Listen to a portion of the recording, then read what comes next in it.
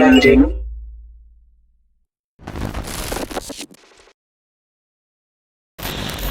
Thank you for joining us today and welcome to another episode of the Roma Miclat podcast. And finally, on season 5, nasundan na rin ang ating Adulting 101 segment. And if you can recall, the first series of episodes that I published was all about financial wellness, where I invited Ms. Therese Lat. And later on, it had a spin-off, and now I am proud to say that I am co-hosting My Pizza Matters with Investing Made Easy PH. So today, I invited a seasoned events planner because on this episode, ang pag-uusapan natin ay gaano nga ba kamahal magpakasal ngayon? And ano-ano ba ang mga dapat paghandaan if you're planning to get married? Our guest for today is an optometrist by profession, a business owner, and an outreach advocate. Miss Mayette Dela Cruz-Cinco will make your wedding dreams come to life and deliver unforgettable events and lasting memories through MCC events. Welcome to the show, Miss Mayette! Welcome, beautiful Miss Roma. So happy to be here this afternoon. I'm very Kamusta po happy sa po inyong to lahat? have you. Ang sabi ko sa kanila, ang pag-uusapan natin ngayon is all about wedding. And gusto ko Right. kasing malaman at i-share sa ating listeners and viewers, gaano ba kamahal magpakasal ngayong 2020? Kasi ako, I had my share of gastos na Oo. no memories 10 years ago. And I'm very Yes. sure na nagbago na ang mga presyo. Yung pagbabago. Let me start with my question. Ano po ba yung event planner or wedding coordinator? At why do they need to hire an event coordinator? Alright, that's a very, very good question, Kasi maraming nako-confuse dyan. Ano ang wedding planner at ano ang wedding coordinator? Kapag sinabing wedding planner ka, you are a person assigned to a plan for somebody's wedding. So this means na hindi lang siya on the day, but all throughout the course of the wedding preparations, you'll be there to assist your couple. Ang wedding coordinator naman is an on-the-day job wherein the wedding planner and her team will go on the day of the wedding to assist the couple. Per se, he or she will run the entire activity on that day, from the preparation to the ceremony at the church hanggang sa reception and then hanggang sa after party for the endorsement of all the logistics. Most of the time, if not always, ang wedding planner ay wedding coordinator na rin. Dito sa Pilipinas, ganon no? There are other options na pwedeng pagpilian. You can do wedding coordination without wedding planning kasi merong on the day. Let's say, turnover of files na lang ang gagawin ng couple, ibibigay sa iyo yung kanilang mga files because they're the ones who prepared it in advance and what you will do is just execute it on the day. Pero madalas, you plan for the wedding with the couple and on the day you execute it. So in other countries, separate po yun. I've heard of some countries na they just assist sa planning. Pagkatapos, it's a choice of the couple if they want to still hire them on the day. Pero kasi, I find it really challenging and difficult if you don't allow the person who helped you prepare for your wedding, execute on the day. Kasi iba ang wedding ngayon per se, on the day na, from the time you prepare, ibang-iba siya. Like you mentioned earlier, you got married a decade ago. Ngayon, Yes. wedding wala. Time namin, wala pang rehearsal dinner. Diba? Hindi uso, or hindi siya uso. Yes. Siguro sa mga alta lang talaga siya ginagawa Diba? before. Sobrang nag-innovate ang wedding with the years. So, makikita natin na parang talagang if you want your wedding to be stress-free, you have to hire a wedding planner coordinator. Efficient, at saka seasoned, at alam yung ginagawa. Because it's not also an assurance na if you get one, maayos yung wedding mo. You have to check din reviews from past couples, at saka yung company, you have to check yung background nila to see kung ano yung mga na-perform na nila before at kung ano yung mga reviews para from there, may idea ka, makakatulong ba ito sa akin? Magmamarcha na lang ba talaga ako? Provided na naibigay ko yung mga informations na kailangan niya. Bakit nga ba we need to hire a professional events planner for my wedding? Kasi pwede namang friends, best friend ko, alam mo yung mga pamilya. Kasi I think that is a usual practice in the Philippines, di ba po? Okay. Alam mo, Miss Roma, 14 years in the industry, napansin ko, ang mga Filipinos kasi, taker yan eh. Pagdating sa trabaho, kaya ko to. Totoo. Lahat you can take. But we can only take much. Ayan na. Makikita ko sa aking experience, karamihan sa kanila biglang sumusulpot na lang yung tipong hindi na niya ma-troubleshoot yung mga problema, nawala na yung mga nag-promise to help her, lalo na yung bride, nawala na sila o hindi na alam ang gagawin. Kaya nauso yung on the day eh. Kasi feeling ko ang dami ng hugot ng bride na nahihirapan na pala ako. Tapos on the day, hindi niya maisip na, wait, paano ma-execute itong mga to? Nakagown ako. Tapos nakagowns din sila. So you need a professional na hindi siya bisita, hindi mo siya kaibigan, pero she or he and her team will just be there to make sure na everything is all right and in place for your wedding.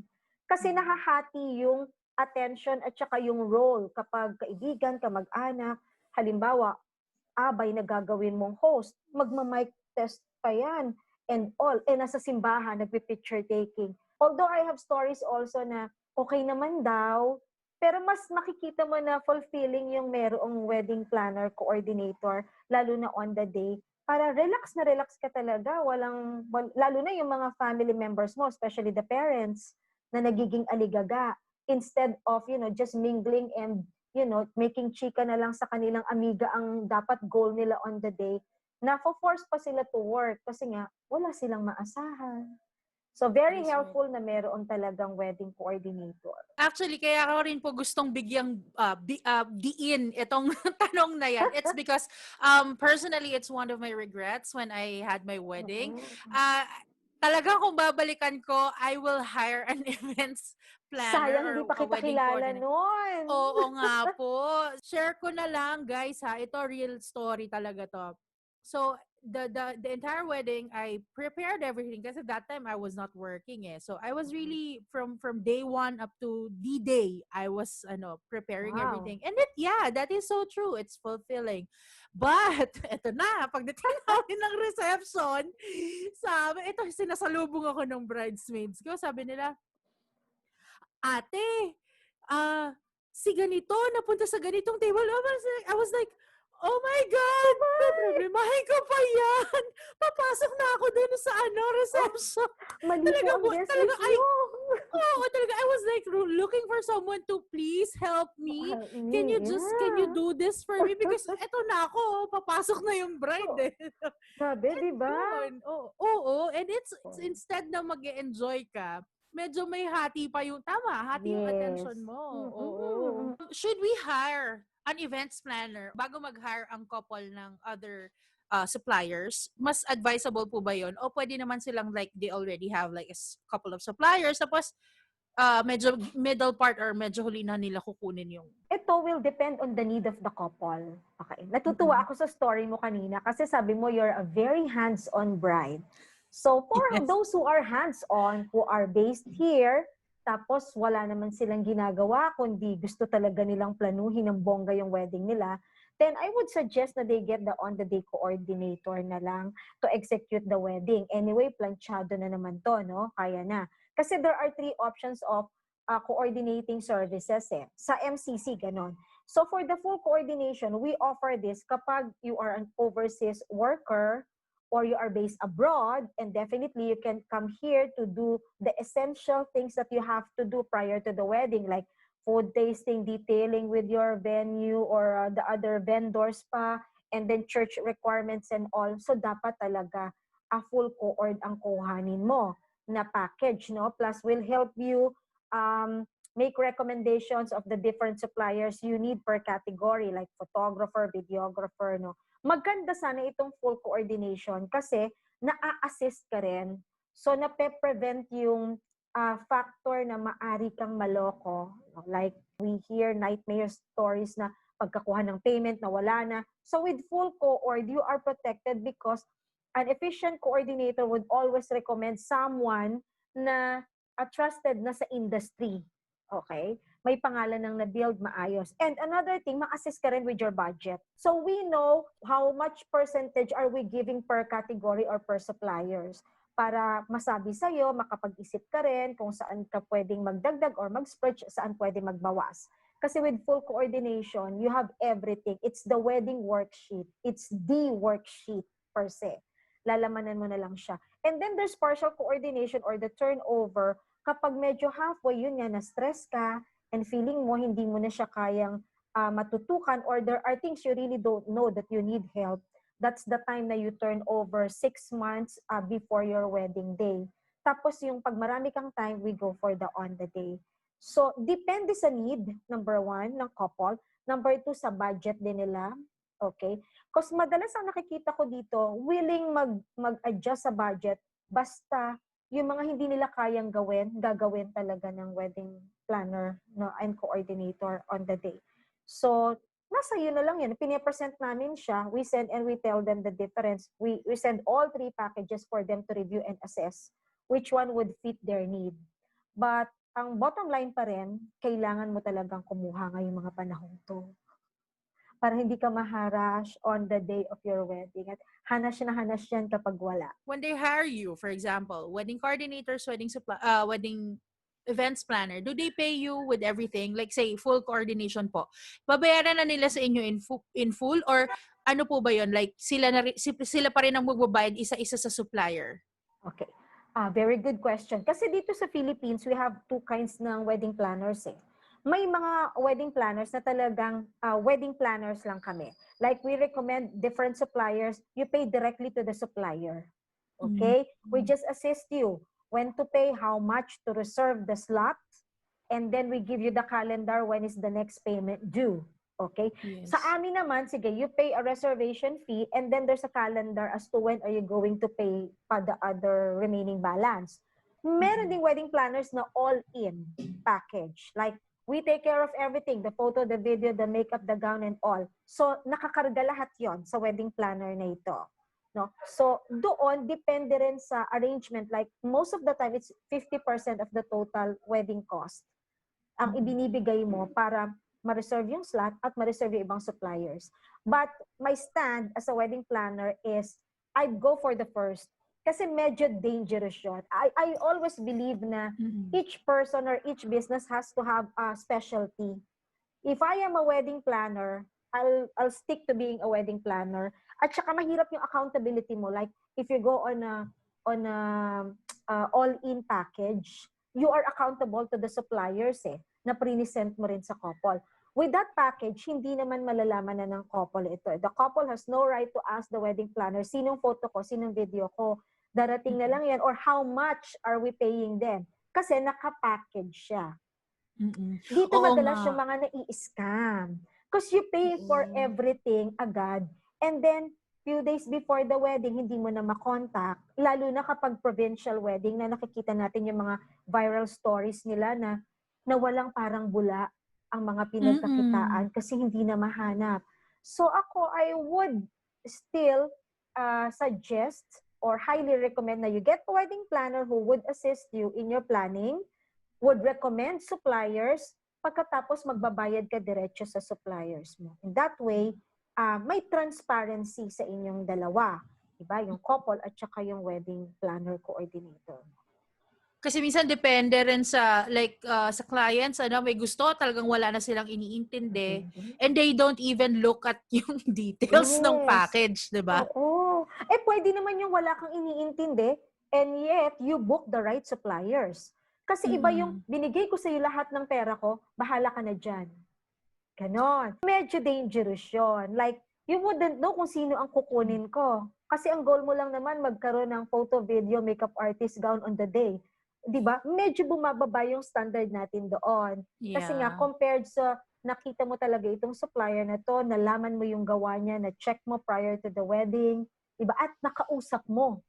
Kasi with all-in package, they just come sa prenup shoot, doon mo mamimit ang photo and video, and then food taste ka ng konti, tapos naka-standard setup na rin yung menu, wala ka ng choice kasi yun yung part ng package mo.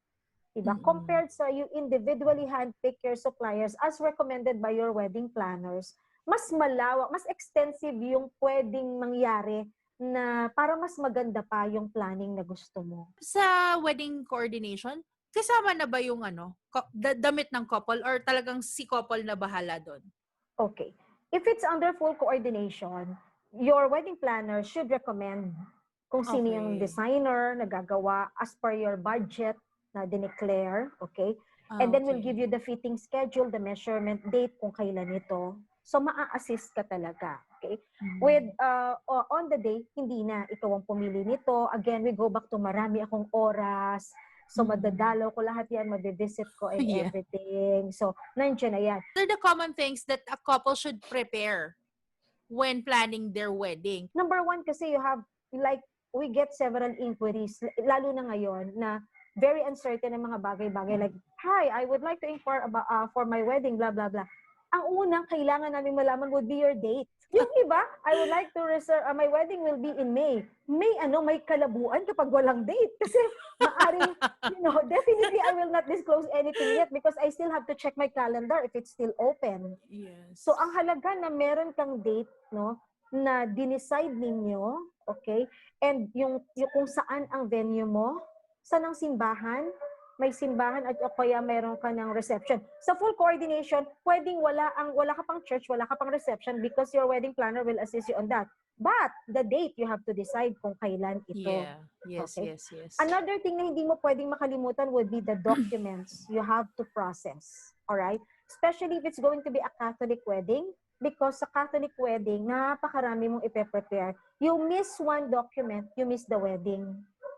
Yeah. So very important na you know when to get it. You coordinate with your church. There's a calendar, when to get, when to submit, how to do it, when to apply for your wedding license. Kasi akala minsan dahil, syempre, kadalasan naman sa kliyente mo, first time. Kaya nga medyo risky yung wala kang coordinator to remind you na like for a Catholic church, they will require wedding bands which should be posted on your respective churches for 3 consecutive weeks. Kung hindi mo yan alam, akala mo nakasubmit na ako, ikakasal na ako.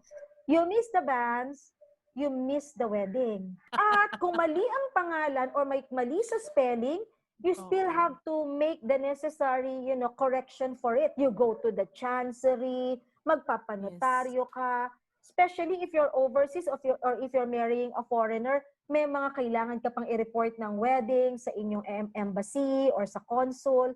So, ang dami. Like, if you're getting a marriage license, akala mo, pagpunta mo, dala mo na to. No, you have to wait 10 to 14 working days for it to be released. Paano kung bukas, 1 week na lang yung kasal mo, ngayon ka kukuha? So, hindi siya aabot. Mahirap.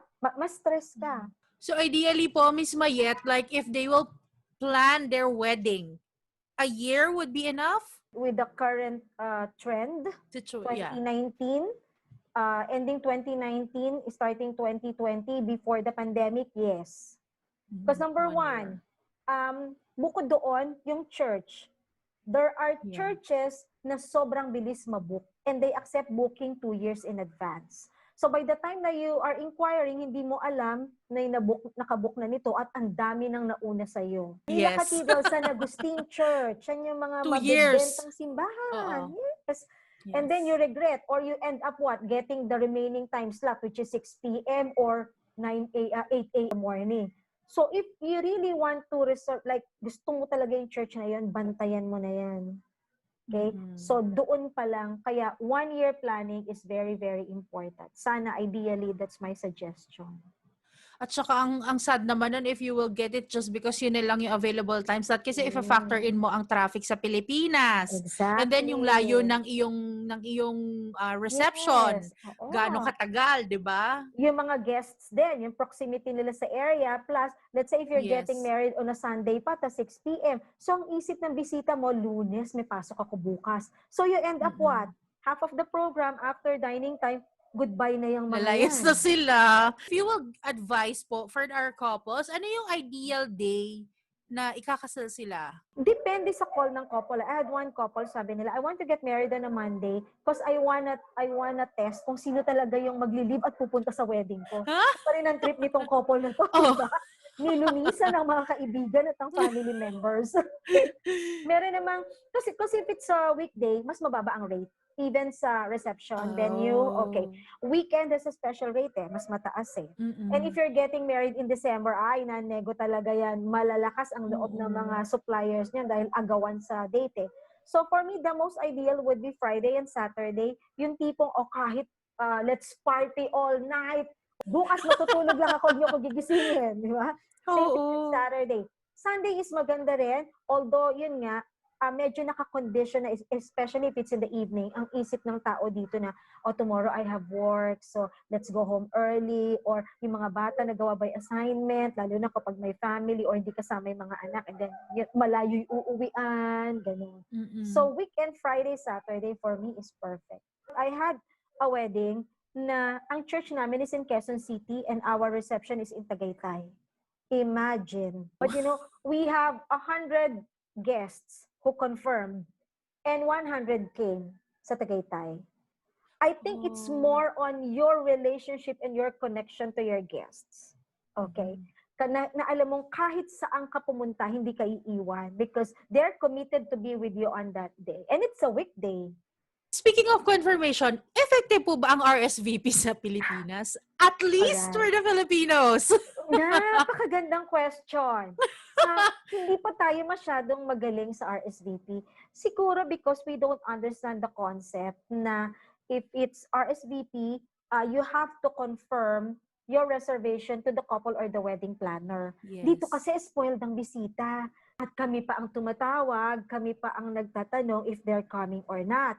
And sometimes, I have experiences na they don't disclose the truth. O, di ba? Parang Paano pong they don't disclose? Okay, dalawa kaming darating. Ayun nga yung nagbibitbit. May I bring two? May I bring and more? And then they will ganon. bully you because they want the two more companions on the same table. Di mawawala ng seats yung dalawa na naka-reserve doon. So, medyo mahina tayo doon. There are some family traditions to some clients na they don't want RSVP, especially if it's a Chinese wedding. Hindi masyadong, yung traditional talaga, hindi uso yung mag-RSVP because it's an open invitation, not just to family members but to friends and business associates. But now, it has innovate na rin na pwede na, napansin ko nitong mga huling nahawakan namin na hinalaw na rin nila. Pero kahit na ilagay mo sa invite mo, you still end up calling them or asking them if they're coming. So, maganda na nasa social media tayo. There's an option na rin for RSVP, especially if you're creating your wedding page. Diba? Merong option doon na i-add mo lang yung mga friends mo na gusto mo talagang invite, and then there's an option if they're going, maybe, or not coming. Sabi ko nga, ba't may maybe pa? Sana tinanggal na lang ni Mark Zuckerberg. Diba? Oo. But it's helpful for the Gen Z, for the millennials, but not for the traditional, the medyo oldie. And they still require the hard copy. But for you to tell them na may i-invite naman po sinend sa inyo, ay hindi. Gusto ko yung nahahawakan, walang ipinadala. Yan. Yes. So, parang respect pa rin yun sa kanila. I think it's about time that we should also respect yung RSVP ng nag-i-invite sa atin because it means to say they're allotting a space for you, diba? And it's very important kasi syempre they count the heads then for everything. And guests should know how important it is kasi yung seat mo hindi siya free. The couple paid for it. Okay? I think with that mindset, mahihiya ka talagang hindi pumunta pag sinabi mong pupunta ka or hindi ka magbibitbit pag sinabi mong dalawa kayo, dalawa lang talaga kayo. Because there's a corresponding price for every seat. Diba? That is right. I don't know how to say it in a very nice way, pero kasi yun talaga yun eh. So, sayang naman. Diba? Etiquette po. Every adult must understand that and every adult must know na as etiquette, as a guest, you should respect the RSVP of kung sino man ang nag-i-invite. Yes, and segue ko na lang, Miss Mayette, what's the biggest wedding that you've parang na-organize so far? Okay. As far as I can remember, we had 1,000. Wow! Okay. Pinoy? It's a big wedding, Chinese wedding. Okay. Okay. Wow, so may 1,000. Filipino wedding din ako na 700. Wow. May 500 din. Yeah. So mga malalaking weddings talaga to. Pinaghahandaan talaga to. Like, you need a big space, magandang ballroom and all. So, alam mo naman ng mga Filipino, mahilig talaga yan sa mga okasyon, kainan, okasyon, lalo pag wedding. But, meron ding mga 50 and all, yun na yun, or lalo na ngayon, presently, we're at GCQ, so 10 lang talaga. ang allowed. Maximum. Yes, maximum 10. So I guess we're very flexible naman. Pero kasi ngayon Filipino mentality na very clannish, sociable, accommodating, 'di ba? Ang nature at ang culture. So lahat gusto mong imbitahin, pati si Bantay, pati si Muning, kung pwedeng isama. Kasi it's a family decision, not just the couple. Napansin ko, no?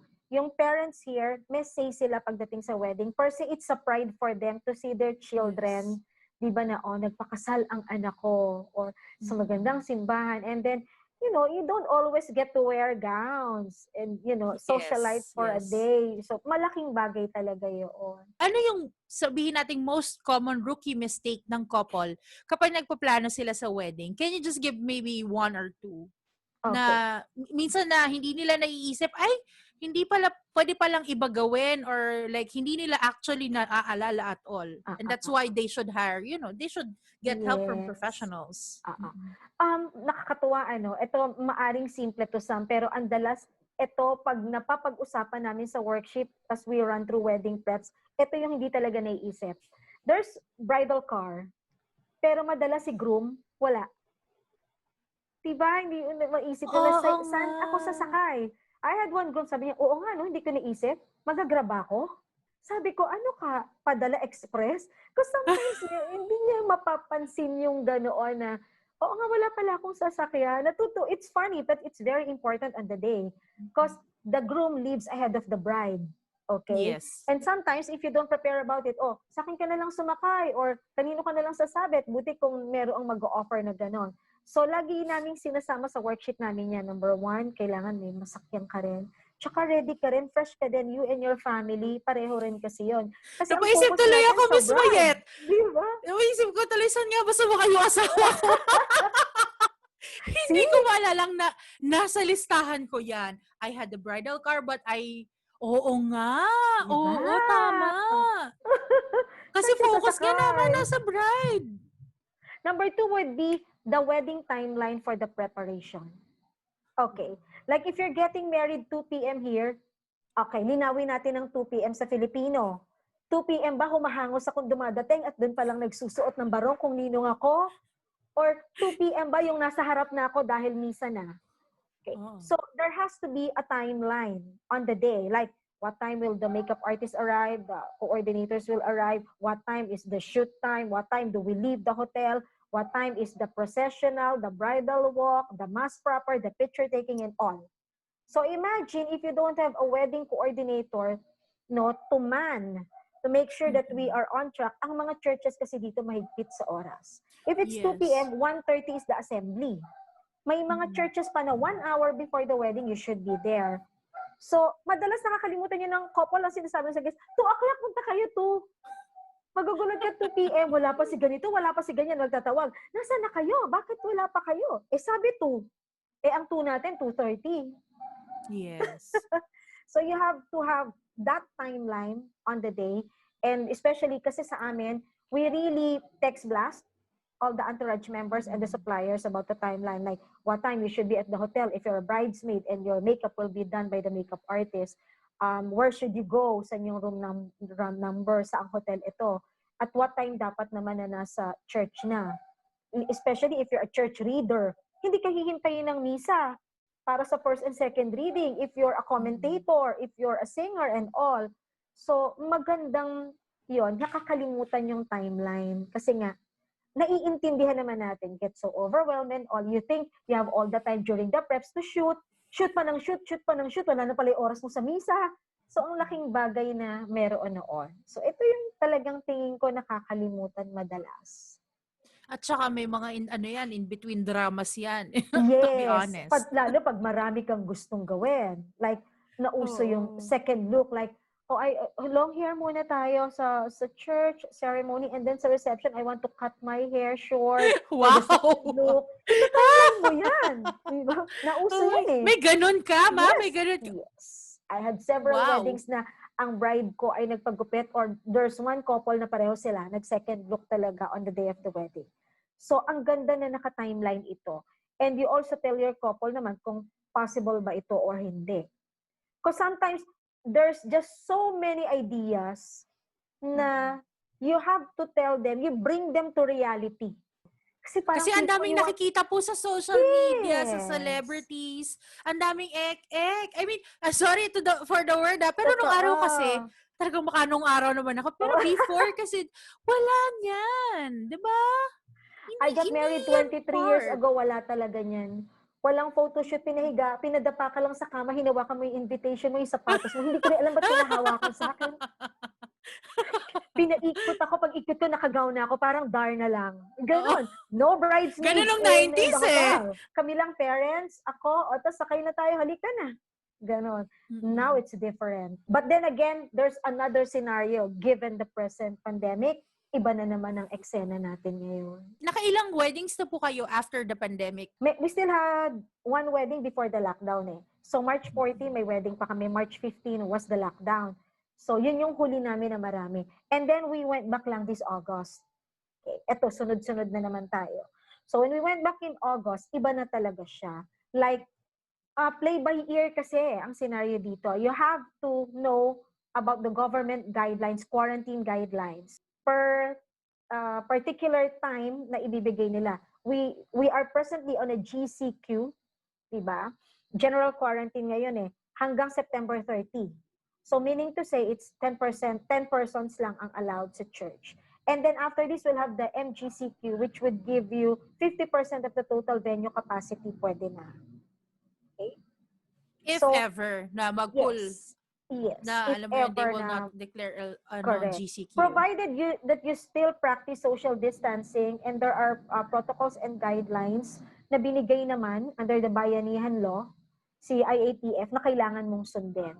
So, medyo challenging ang part ng wedding planner coordinator ngayon kasi you have to get, to be updated. Every once in a while, you should know what's the development about weddings and all, about the directives given by the government, tapos ano yung mga protocols na nire-require nila, okay?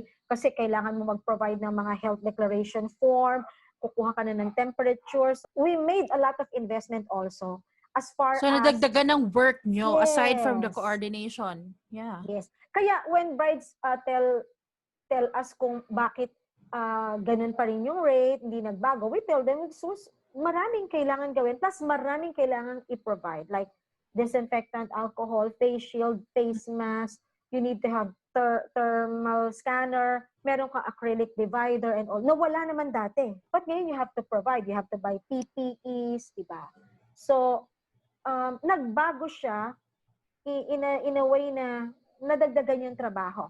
Sabi nga, kumonti ang bisita, pero yung trabaho mo, ganun pa din, nadagdagan pa. But, umikli ang preps time. Because, again, and you plan for 2 options. Let's say, if it's still GCQ, handa mo yung sarili mo na very minimal lang talaga yung guest na pwede mong imbitahin. And then, another option na pag nag-MGCQ, okay, may mga waitlisted guests ka na pwede nang makasama. So, it's really different, no? Maraming kailangan i-consider bago dumating yung wedding day. Unlike before na, even 2 weeks before your wedding or a month, kung talagang masipag ka, planchado na yun eh. Makakapag-rest ka na, kahit pa paano, guest list na lang yung pa-finalize mo. These days, it's different. Because you still need to consider the government's call kung papayagan ka or hindi. Mm-hmm. Tapos idagdag pa natin yung mga relatives na talagang napakababait Very kasi insistent. Yes, alam niyo po. Kaya sabi ko, when you mentioned the wait list, yung wait list, parang naku, dagdag sa discuss yan with the couple kasi sino ang isasama, sinong aalisin, di ba? At bakit ka inaalis? Hindi naman dahil gusto ng couple. So, ang ginagawa ko rin dyan para to unburden ang aming mga couple dyan, we get the email address and the contact details of the other guests and we send text blast also telling them na, we need to follow government guidelines at this time. And they understand. People nowadays are less maramdamin as far as being invited or not is concerned. Because they know also na ang kalaban natin dito ay virus na traidor at hindi nakikita. So, I think buti naman, that's good to know. Nila. Yeah. At saka ang hirap na you celebrate for a day and then within the 14 days period ay malalaman mo na may inubo, nilagnat and all. How sad, di ba? Tapos na yung wedding, iniisip mo, COVID ba yun? Ano ba, nandoon ako and all. Diba? So Oo. magka-quarantine din ako, baka asymptomatic ako. We don't want, kaya we strictly follow the rules and the protocols on the day. Sa 14 years mong pagiging coordinator, wedding planner, events planner, what's the common misconception when they hire events planner? Madalas naririnig, kukunin ka namin, ikaw nang bahala ha. Dalas ko naririnig yan. Hindi yan totoo. Because, it's a two-way thing to make it happen. Number one, I will help you, I will guide you, I will assist you, okay. But I cannot decide on your behalf. Because it's your wedding. I had mine 23 years ago. I know what I want. Diba? But ikaw, you have to be decisive. What do I want? Ilan ba talaga? And then, madalas kasi maririnig mo, parang pag nag-book ka na ng wedding planner, kaya na yan. Bahala na ako, siya nang gagawa dyan. So, I go back to what I'm supposed to do. Huwag akong abalahan, i-present lang sa akin. No! Kasi yung food tasting, i-require pa rin namin ikaw. You'll be the one to select the food. Kung wala ka dito, bring a family member who will decide. Because we don't decide on anything. We just present. Number two would be on the day of the wedding, as in, lahat gagawin yan. Pati magplancha ng ganito, bumili ng ganyan, and all. No. Because ang wedding planner mo, kaya nga nandyan siya, ahead of time, bibigay na sa'yo yung mga wedding checklist mo for you to furnish on the day. Okay? We have items ready in case of emergency. But as much as possible, kung talagang prepared ka, you won't need what we're bringing. Okay? Kasi nakapag-endorse ka ng maayos. So, ang laki-laking bagay na dapat malaman natin na ang ikagaganda ng wedding mo, it's not just solely dependent on your event planner, but mainly because you two work together to make it happen. Yes. Talagang parang partner kayo, no? From day one to the day. It's to the wedding day. And you have to be transparent also. Even though there are surprises, your coordinator, wedding planner should know all the surprises, all the pasabog na gustong mangyari. You have to disclose everything. Kahit pa-surprise kay bride, pa-surprise kay groom, ganon. We have to know. And if there are family issues also or family traditions na at one point pwedeng maka-hurt or maka-violate or ng kahit na anong ino-observe ng family, we have to know that, like, there are families na sa guest seat assignment, walang table number 4. I don't like that. I don't like table number 13. Yes, ganong restrictions. Or no black. I don't want any black, kahit sino, kahit suppliers not in black. Ganon. May mga traditions na kailangan namin malaman para hindi ka nabibigla at hindi ka stress on the day. Ha? Sabi nino, walang ganon because everything is disclosed. Walang ganon, Mars. Walang ganon, Mars. Patay tayo dyan, Mars. There are some talaga, yun nga, like I said earlier, may mga sobrang chill. Meron din namang sobrang controlling. Like, they really want to be there every step of the way. So, it's really different. Parang different strokes for different folks nga, tawag sinasabi nila. I like when you said it controlling, Miss Roma. Yes. Sorry, dagdag ko rin to, no? Because sometimes, may mga brides and families and friends, like lalo na pag kinasal na yung friend na parang I know everything already, I've been there, done that, and then bibigay niya yung input niya sa'yo about her wedding, so how it went, so dapat maging ganun din. Tine-template niya yung wedding mo sa kanyang wedding. Yes. So one of the, siguro very important before hiring a wedding coordinator or event planner would be, you give your trust 100%. Because your wedding planner will always tell you naman, if it's beneficial, if it's possible, if it's okay, hindi lang kami baw ng baw. Like, there are things na you have to say no for the betterment of everything and for your advantage na rin as a couple. Like, if your wedding planner tells you, hindi ito kailangan. Ang dami kong gustong gawin sa shoot. May ganito, may ganyan, may gift-giving pa kami, tapos pupunta kami sa ganito. Or magkaiba kami ng wedding preps. Ako nasa QC, siya nasa Manila. May mga options kami pinapresent. Hindi mo naman upfront sasabihin, no, hindi siya pwede.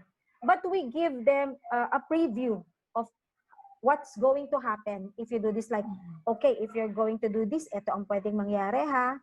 Ito naman yung pwedeng mangyari na maganda, ito yung hindi. So you choose. Okay?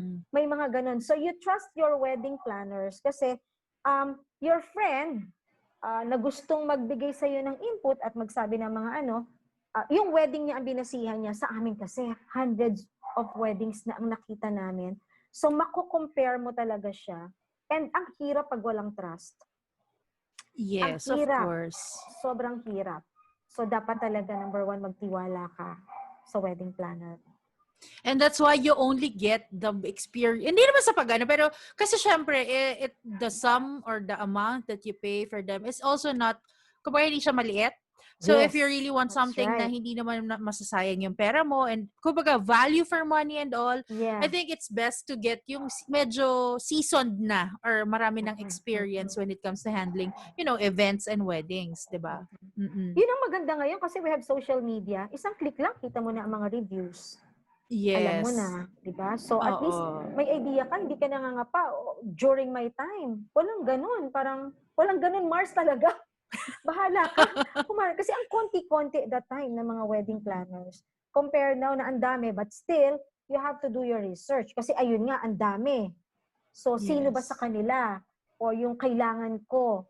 Do I need someone who's motherly or I want a body-body na ganito? So, at least you have to know din yung personality ninyo kung magja-jive ba siya.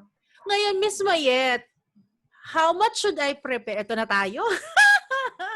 How much should I Enjoy ako dyan prepare? sa tanong na yan eh. Kasi ito nga, Miss Roma, no, given the pandemic and you have very limited guests, syempre bumaba. Okay. Oo. I Even for the realized photographers, it's like we're back they to basics. slashed it 50%. Oo. There are those who do that, no? We're back to the basic. Napansin ko like, ang planning kasi ngayon medyo ganito ang nakita kong scenario eh.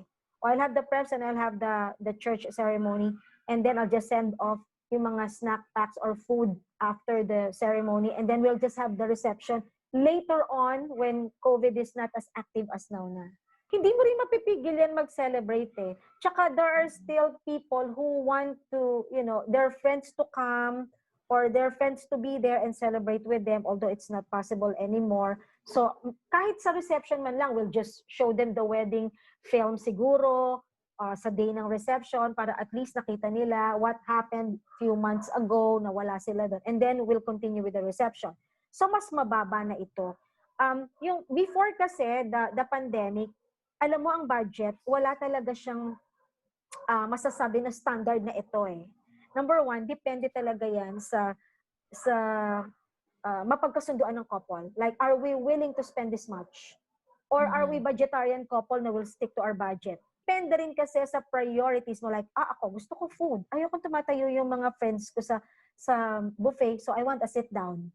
Yes, or there's buffet. Ano naman couple na nanego ko talaga itong videographer nito na lahat ng wedding film niya na napanood ko, umiyak ako.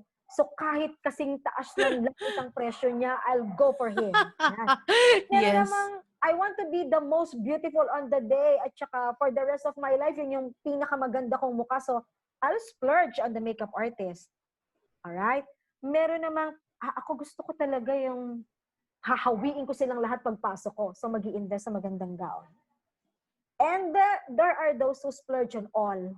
Simply because they have the means. Okay. Yes. And they really prepared for it. So, walang standard, pero the range could go. Ngayong mga panahon ng pandemic, nakita ko yung worksheet ng isang couple ko, hindi kami sumampa ng 300. Oh. Kasi ang So that's confidence okay. So mga sige, Miss Mayat, ganito na lang. Sabihin nating walang pandemic, like pre-pandemic. Pre-pandemic. Makatotohanang budget for sabihin nating 200 guests. Para lang, more or less. Oo. Okay. Close to 1 million. Wow! Gusto niyo pa ba? 500,000. Bes, gusto niyo pa ba? 750,000. Close to 1 million. May more than 1 million pa with 200. Again, we go back to depende kung saan mo gagawin. Is it going to be in a hotel? Or will you have it catered sa isang events place? Because you have to consider yung mga gastos ng wedding preps mo na just on the day.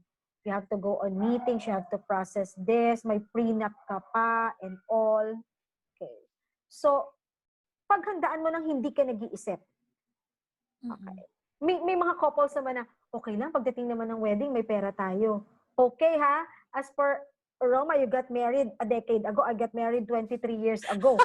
Believe me, hindi naman talaga mo mako-cover, hindi mo mababawi kasi hindi naman negosyo ang wedding. Hindi mo Although yes, may darating at Yeah. darating, pero yung working budget nyo to be fairly to be realistic your working Yes. budget hindi masusunod yon. Yeah. It will go further. Like Kaya really magugulat ka na lang paano nangyayari paano natin Diba? na-afford to.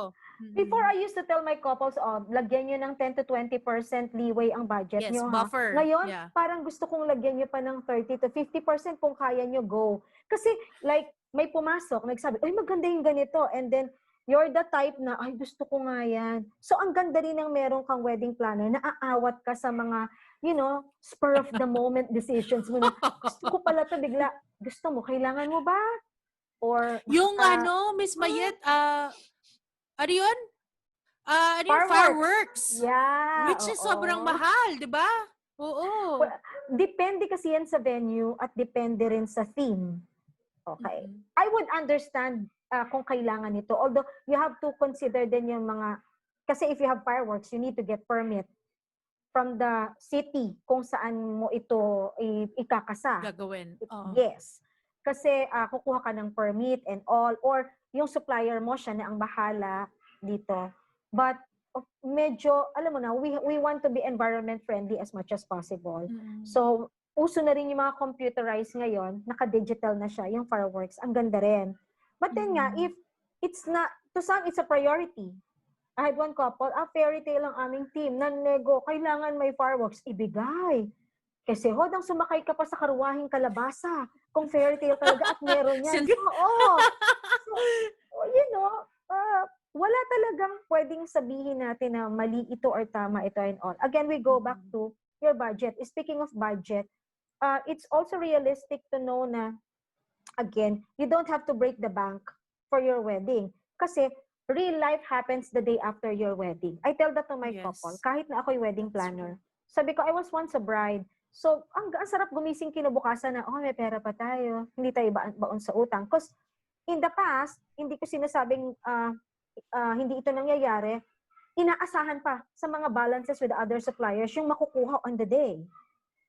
It happens. Like, para kang nagdadasal by faith, sana magbigay, sana malaki kasi ibabayad ko sa ganito. You stick to your budget na kahit mahirap, mag-allowance ka ng 20%, 30%. And if you think na mag-go-over ka at hindi mo na kaya, you have to be realistic about it and, face it. Ito lang ang kaya. In as much as I want to wear this gown from this designer in Dubai, pero ang budget ko ay pang dito lang sa Maynila. Sa Maynila Kilala ko yun. Kapilido mo yun! Na napakagaling naman talaga. So we have to, set our expectations right without breaking the bank and without compromising sa gusto natin mangyari. At the same time, without starting our married life a challenge. Kasi nagsisimula pa lang kayo, wala na. Dahil itinodo na yung isang buga. Diba? So, tapos nun, wala na. Kakamot-kamot na ulo. Oo. Diba nga? Mahirap. Which is mahirap nga yun. Kasi talagang, nagulat din ako, 500 to 1 million. Wow, that's... And even more, beyond 1 million. Dami. Yes. If I say, like, I want an intimate wedding, does it mean na mas makakatipid ako? Or it doesn't really mean naman na pag konti ang guest mo, mura din? Alam mo yun? With your other suppliers, you still pay the same. Like, ang intimate kasi ako sa amin is 10 to 20 guests lang. Kasi 50, hindi na ito intimate sa amin, ha? And you still, like, again, 10, 20 guests. Ang requirement naman ng church sa'yo, ganun pa rin. You will still do your job. Kahit ilan yung nakaupo sa pew. Kahit yung couple lang ang nandun, ninong, and parents, you still do your job. Ikaw pa rin magpapapila, ikaw pa rin magbubukas ng door for the bride, ikaw mag-aasikaso with the musician and all. During the preps, you'll still be there to take care of the makeup and all, timeline and this and that. The reception, run the program. So, hindi mo pwedeng sabihin sa host na, mabababa ang rate mo kasi konti lang ang bisita ko. Kasi di ba minsan, baka mamaya iniisip nila, ay mag-wedding events coordinator ako, konti lang naman ang guest ko eh. Hindi hubultuhan yan. Hindi nakadepende sa number. Opo, Pero wala pong guests. reseller sa mga suppliers ninyo. Diba? Wala pong Oo. ganon. Siguro, ang nakikita kong pwedeng maapektuhan na magka-cut ka is, syempre, sa food. Oh, Kasi yes. per se Oo, konti. definitely. Oo, di ba? Pero I mean, with the other services, at sa Tagaytay kayo, again, your suppliers will, kapag galing sa Manila, may out-of-town fee pa rin siya dahil Mm-mm. hindi naman siya manananggal na lumipad doon, di ba? May gas, may van, may toll fee Tama, and may all. toll fee. Yes. So, ganun at ganun eh. We will still render the service eh. So, yun nga ang misconception na akala nila, pag konti, konti lang yung gagawin. Hindi. Ganun pa rin siya eh. Eh, pag out-of-town wedding naman, like yung destination wedding, will it cost you, kasi ang iniisip ko before, pag destination wedding, mahal yan eh. Like, Okay. it's gonna cost you a lot. Okay. So, That's might a as good well question. mag-engrande ka na lang sa Manila. Parang ganun yung thinking. Okay. It's a good question. Again, we go back to, if you're going sa destination and you feel na you want your guests to go there because they're close to you and you're willing to pay the price of bringing them there, that's okay. May mga instances naman na you tell them na may discount, pwede kayong mag-intay, I really want you to come. So, bili na ng ticket, maghintay tayo ng seat sale para lang nandun kayo. Okay? Mas mura ba? If you're flying your suppliers from Manila and you're not getting a local, you have to pay for the airfare, okay? For the accommodation and the food and everything. Kasi hindi to kasama sa package ng binayaran mo sa kanila. Okay, it's an out-of-town fee and all. Depende sa arrangement ninyo. With your guests naman, again, we go back to your budget. Talaga bang kaya mo gusto? I had one wedding sa Baguio. Dinala niya talaga 3 bus sa Baguio. Kasi sabi niya, pinaghandaan ko to ng 8 taon. At nan-nego sa akin ng Baguio kasi doon nag-propose, doon kami nag-meet and all. Tapos, 120 guests, nag-hire talaga sila, nag-rent ng bus for them. Tapos yung accommodation, nakumuha sila ng group, para makakuha ng group discount ng mga hotels na binook. So, hati yung guests at saka sila. Ang laking bagay eh. Kasi I think if your guests would know also na, I'm one of the chosen few na gusto niya talagang nandun sa wedding niya. Paghahandaan ko rin to, di ba? Tapos yung iba naman, sinasabay na like, magli-leave ako kasama yung family para after the wedding, o gala naman kami. Or if it's Yes, in yes. Bora, magsiswimming naman kami. Parang family day na rin namin to, di ba? Pero as far as the suppliers is concerned, nakamura ba ako? Consider the cost of bringing them there. Unless you're getting a local, siguro doon. Okay, so it's an option din. Kumbaga, hindi mo na masasabing masyadong mahal tong option na to. Hindi rin eh. Kasi pag nagmaraming guests ka dito, konti doon, pero lumayo ka kasi. And then you take charge of the airfare Everything. and all, accommodation, which could last 1 to 3 days. Kasi hindi naman dadating yung the day of your wedding, the day before, nandun na yan eh. Yes. Diba? To freshen up and all, prepare for your wedding. And then, pagkakasal mo naman, magwawalwal pa yan. So, definitely, ang uwi niyan the day after. Alam mo Totoo. namang, Yes. nakagown din sila, sakay sa plane. Tara na, balik na. Walang ganun eh. Di ba? So, naka-reserve. O, weighing, pero ganun din eh. Minsan, mas mahal pa. Depende kung saan ka magde-destination wedding. Oo, if it's like Europe, Asia, Yes. or I don't know, US, if you have families in the US. Oh, tama. Tama. So I guess we have to remind our listeners or our soon-to-be brides and grooms na it's really nice to ngayon kasi sa social media and whatever you watch makikita mo bonggang-bongga. Isa pang gusto kong i-point out, yung nung araw wala namang hindi mauso yung nagreregalo ang bride sa groom na ngayon naging trend na, 'di ba? Yes. It's nice to watch those celebrities and people who can do that. Pero, hindi nyo naman kailangan gawin sa sarili nyong wedding. You know, ang tanong mo, bakit? Exactly. Di ba po? Bakit? Bakit mo gagawin yon? Is it for people to say na, ay, bongga? Or if it's sa inyo lang talaga. Alam mo what? Minsan kasi we really have to define what we really want eh. Yes. Because if you listen to yan. everyone, everywhere, you'll end up, you want to eat a fritada but end up cooking adobo. Hindi ka masyadong na-satisfy kasi you're craving for a fritada. Pero Yes, dahil yes. nakinig ka kung kani-kanino, ang niluluto mo na pala adobo. Dito kasi yung creativity, ma-appreciate mo. Tsaka yung natural at tsaka yung totoo. About gift-giving. You know, I had one couple, ang binigay ni groom kay bride Coke, kasi addict sa Coke Zero ang bride ko. It's really a surprise. Nagpadala siya ng Coke during the press at tsaka laki may pansit canton. Kasi favorite nilang kinakain yun together. So aliw na aliw talaga kami. It doesn't have to be mamahaling this, di ba? Watch and all. I had one couple na ang instructions sa photographer, I just want you to, photo shoot the details, not the brand. I'm not after the brand. Diba? Gusto ko lang, Wow. ayan, pinakita yung suit ko. Hindi yung brand kasi hindi ako conscious dyan. Very, we're minimalist, frugal living ang amin. I had one couple na DIY nila everything. Like, invites, escort cards and all, nagtulong sila. Yung creativity, tsaka yung mga personal touch mo. So long as kaya mo at hindi mo to ginagawa para ngaragin ang sarili mo, legit na okay yan. Kung sometimes yung iba naman nagdi-DIY, na pati kaluluwa nila ay lahat na gumana na. So parang, for me, sandali lang, pwedeng makasal ng walang escort card, di ba? Pwede itong mangyari. Hindi naman kinakailangan na, yung mga the in-essentials, we tend to focus on the in-essentials that we forget what's more important. So, nire-remind din natin, why are you doing it? Di ba? Yes. Are you doing it to just please others, pasikat, or you really want to do it? If you're not a crafty person, huwag mong ipilit. Diba? Kung hindi ka naman talaga, nagugupit ka, hindi pantay-pantay, huwag nating ipilit kasi wala namang maghaharas kung hindi mo siya ginupit ng maayos. Pipintasan pa, like pag nakita, ano ba to? Parang naglaro. Parang project ng grade 5. Pang Diba? bata, oo. Diba? But your intention initially was to impress them. So walang hard sell. Let your personalities shine.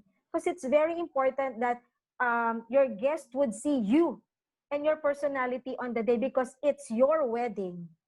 Diba? Yes. Like, minsan kasi ganun madalas, aminin natin, Filipino tayo, may say din ng mga parents, ay, dapat ang gown mo, ganito, ganyan. And then, at the course of the preps, medyo nararamdaman namin, Mami, wedding niyo po ba ito? Mas excited pa sa bride. Walang galang na nga po. And then you find out, hindi pala nag-march si Mami. Okay? Mami had a civil wedding. So, parang iniisip niya, I want a beautiful wedding for my daughter kasi hindi ko yan naranasan. Or yung mga dialogue na, siya lang ang ikakasal sa family. Yes, sa family. You have to understand na it's your wedding. So, dapat, ang masunod talaga, yung gusto mo. I think it's gonna be part of the experience, no? Na minsan, Yes. nalilimutang itanong, ano ba ang gusto ng bride and groom? Kasi di ba ang tanong, ay, ito gusto ko, Yeah. ganito ang gusto kong itsura. But then they forget, as guest bridesmaid, ikaw, ano bang gusto mo bilang bride? Gusto mo ba yan, di ba? That's right. And then, yeah, I think it's important for for our brides and groom not to forget, what do you really want? Pag-usapan niyo yan as a couple, it's very important. And they have to tell family members and even friends about it. Para on the day of the wedding, it's a clear picture na this is what we want. Because sometimes, and I really hope that even families and friends also could be very, very cooperative, no? They work well with the couple. Hindi yung minsan kasi sila pa yung pinoproblema ng couple. Yes. Diba? So, magandang tulungan ang couple and realize na it's not easy for them. As much as possible, they want to, accept all the suggestions. It's just that, it's their wedding and they have something na prepared in mind even before pa masuggest itong mga bagay nito. Filipino Oh, excited talaga pag may pagka-wedding, Lahat very, very excited. Nandito tayo sa topic na to. I just wanna give emphasis na sometimes those celebrities, whatever that they're having on their special events and their weddings, those are sponsored. So imagine mo kung ikaw regular kang tao, yayakap ka sa ganon kamahal na like, ito gusto ko to kasi ganito siya, ganyan. So again, what is it what you want? Ngayon, Miss Mayette, ma-connect ko yan, i-connect ko talaga, di ba? Naka-experience na ba kayo ng mga nag-ask for sponsorship? Like for the MCC events? Yes, oo. May nagtanong, may nag-inquire. Well, we politely decline. Kasi ang prinsipyo ko is ganito. We have people to pay on the day. Okay, we have staff who Yes. will work. I understand the importance also of promoting the business. But kasi ang market ng MCC, we live more because of referrals from previous couples or fellow suppliers, or people get to know about us because of reviews, no? They see in social media. Because we ask may template kami, how did you get to know about us? It's always referred by a friend, or I was in a wedding, you coordinated, or you were a friend by this supplier. No? I'm not saying that it's not important na ma-endorse ka, lalo na kapag big celebrity and all. We want that exposure. But at the end of the day, we want to put food at on the table of the staff and the people who work diligently on the day of your event. We value the presence of those people who will work on the day of the wedding. And we want to make sure na they get compensated well. Tsaka ako naniniwala kasi na kapag gusto ka rin naman ng isang, yes, those who would book you without question, ang laging sinasabi sa'yo na ikaw ang una kong naalala o ikaw lang talaga ang binook ko. Sabi ko nga kahit magkano, basta babayaran ko kasi gusto ko nandoon ka. So naisip ko, ang prinsipyo din kasi namin, every client or every couple that we meet ay celebrity. So we don't put status on our clients. If you're an MCC couple, you are a celebrity. You are a VIP. We'll take care of your wedding the same way we take care of the other weddings. We don't classify status niya, A ba siya, market, B ba siya, C, walang ganon. Basta't couple ka namin, will render the same service to you to make sure na maayos yung wedding mo. Have you heard of the pop-up wedding? Kasi I heard it somewhere like, pero that one naman is in other countries. Yes. So do you think the pop-up wedding will be something that's gonna be, big in the Philippines? And can we explain also what is a pop-up wedding? I don't think, kasi I've seen one in Australia. I saw sa review din na maganda sa kanila na just come, pop-up wedding na darating ka na lang doon, parang it's one venue with everything, ready na nakahanda na sa'yo. Wala pa kasi ako dito. Remember, I told you I'll ask a forum and I have Yes. coordinator friends. I asked kung nakagawa na sila ng pop-up. And some of them don't even know. Okay. So parang it's, for me, hindi pa tayo ganun ka-open because we feel, we have so much respect for wedding na you have to prepare Yes. for it. Okay? Oo. Na you don't just come, nandito na lahat and everything. Parang we put value from the preps venue. Imagine ang preps venue dito, you'll be surprised. Couple will ask you, ilang rooms, gaano ito kalaki, ilang square meters, pag dumating yung nanay ko, yung tatay ko, marami kami, tas yung suppliers, pwede bang magpasok ng food and all. Ganon siya ka-detailed because we put value, I think, on the day as we prepare. With pop-up wedding, wala dating lang kayo dyan, nandiyan na lahat, Yes. smorgasbord, di ba? So, Yeah. maganda siya, siguro, but I'm not so sure if we're open, given our culture. Pero Australia's doing it right now. Canada is doing it also. See, Canada's doing it. Who knows? Who knows in the future? But for now, parang hindi. Oo. Kahit sa pandemic hindi pa siya common practice, kumbaga hindi pa common Hindi sa business niyo yung ganon. Kasi imagine, given the pandemic, couples still inquire for supplier. They still want the personal touch na, at saka iba-iba pa rin. Like, I want to prepare here in QC and I'll have my church near and then the reception. May biyahe-biyahe factor pa eh. So, hindi siguro open sa ganoon pa. Kasi we just want to inform our listeners or our viewers, the pop-up wedding kasi is like, for example, Manila Hotel. And then they will have like a hall, isa-set up nila yon, then they will have the catering, they have a photographer, and then they will have the ceremony on the site. Ngayon, on the, like, let's say in one day, 8 couple yon. You will be given 1 hour. Yes. Pero, syempre, ang cost nun will be much less compared sa solo wedding talaga na grand wedding. You know why it's not, kahit gano'n siya ka-practical, I don't think it will be a hit in the country. It's because the ingress per se of the suppliers, may oras na yan eh. Plus, ang reservation natin sa venue dito sa Pilipinas ay 3 to 5 hours. 3 hours per couple. So, yung sa 1 hour, kulang yan sa tagal ng misa natin. sa daming chikahan ng mga bisita, sa prod ng program. Like, Yes. waiting for the SDE and the on-site photo to be played, you have to buy time. Ubus na yung 1 oras mo at 2 oras mo. So parang, no talaga. Hindi. If they will hire MCC events, do you have packages for your couples? We have 3 different packages. Okay, we have our own inquiry form. So you have to fill out the inquiry form. Tapos kami naman ang mag-evaluate kung ano talaga yung kailangan mo. And then we tell you, why do you need this package? Okay. Again, as stated earlier, full, partial, or turnover, and the on-the-day coordination services. We offer 3 different services. Depende rin ito sa budget ng couple at saka yung requirement nila for looking for the wedding planner. So, we assist them kung ano. And we also check kung ano ang meron na sila. Like, you can't go full coordination kung may mga suppliers na, may church and reception na, venue and all. So, turnover na lang ito, mostly. Partial na lang to. Even if they insist na, I wanna go full. Tsaka may timeline din. Like, 1 year for the full coordination, that's 8 months, 8 months to 12 months preps. Kapag partial, that would be 6-7 months. And then on the day would be 1 month before the wedding. So, makaklassify mo na saan ako magpo-fall dito.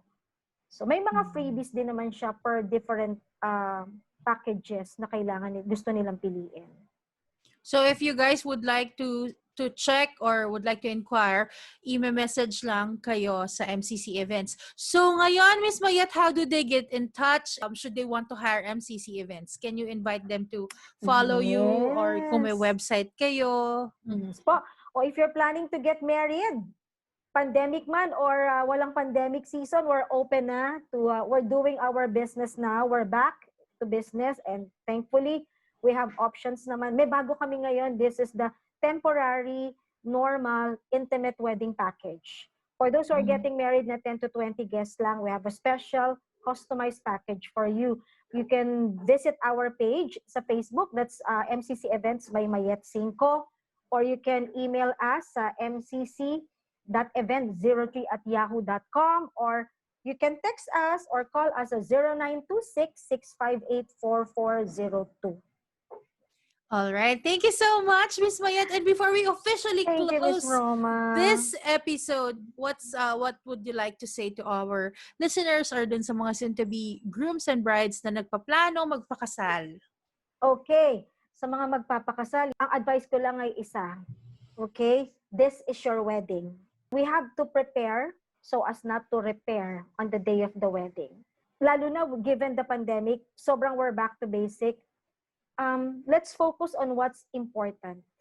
Ang mahalaga, nandyan kayo, nandyan yung parents niya to bless you.